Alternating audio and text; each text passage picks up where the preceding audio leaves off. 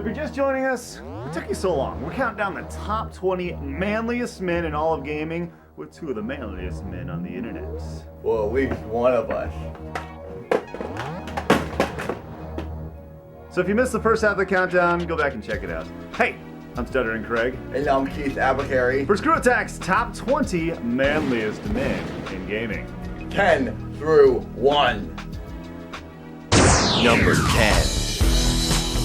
We all know the Grand Theft Auto series is fun because of the absolute ridiculous stuff you can do in the game that we would never think about doing in real life. Yeah, it's almost like they documented my life, then threw graphics over it.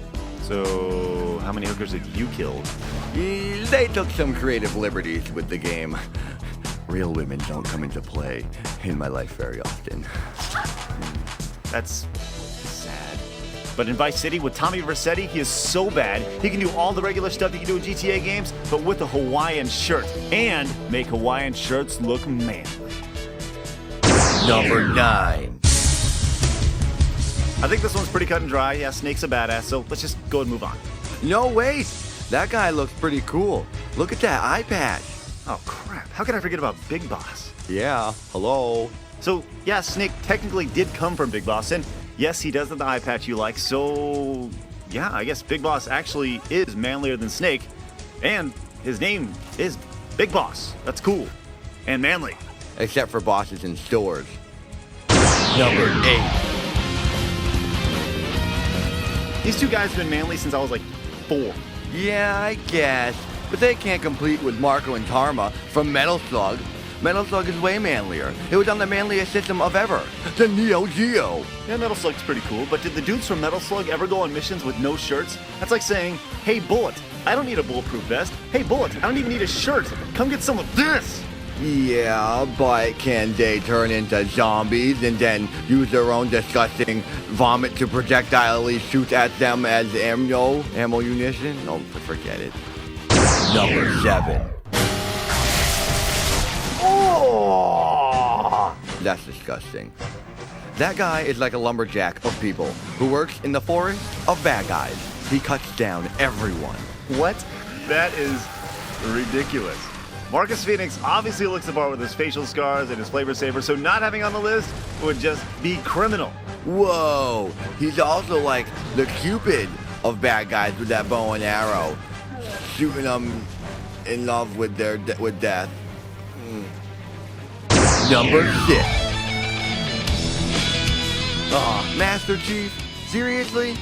This guy's like a stormtrooper or an astronaut with a super soaker or something. Yeah, he's been trained and all that stuff, but ultimately he hides behind a super giant powered mech suit. Blech. Give me a guy who hides only behind a super powered stogie. You don't need power armor to be a man. You just need wisdom, insight, and the ability to guide your troops into the battlefield and rip off the opponent's mansticles.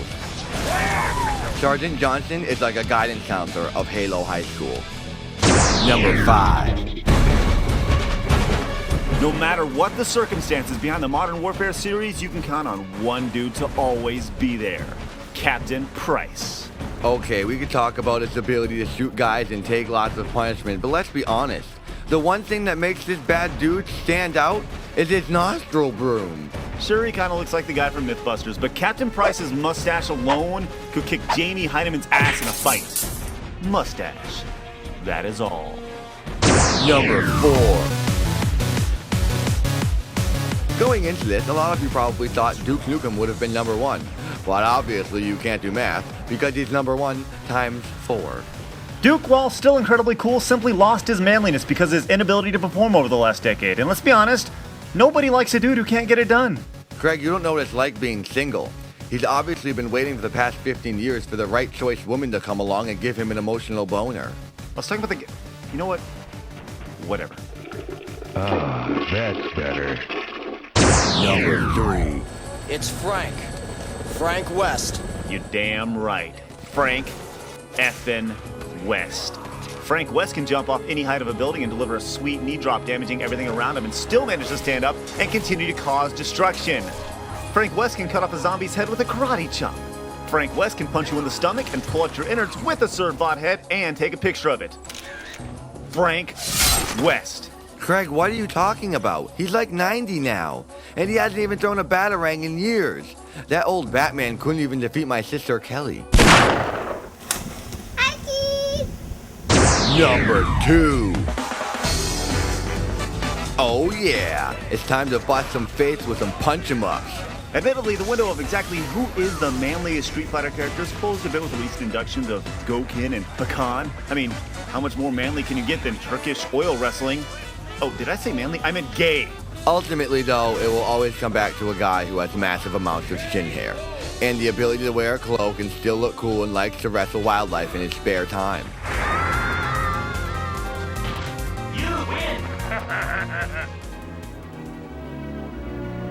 All right, if you missed the first half of our top 20, you can still go back and catch it. But as for now, let's recap our top 10 before we get to number 1. Number 10, Tommy Vercetti. Number 9, Big Boss. Number 8, Lance and Bill from Contra. Number 7, Marcus Phoenix. Number 6, Sergeant Johnson. Number 5, Captain Price. Number 4, Duke Nukem. Number 3, Frank West. And number 2, Zangief.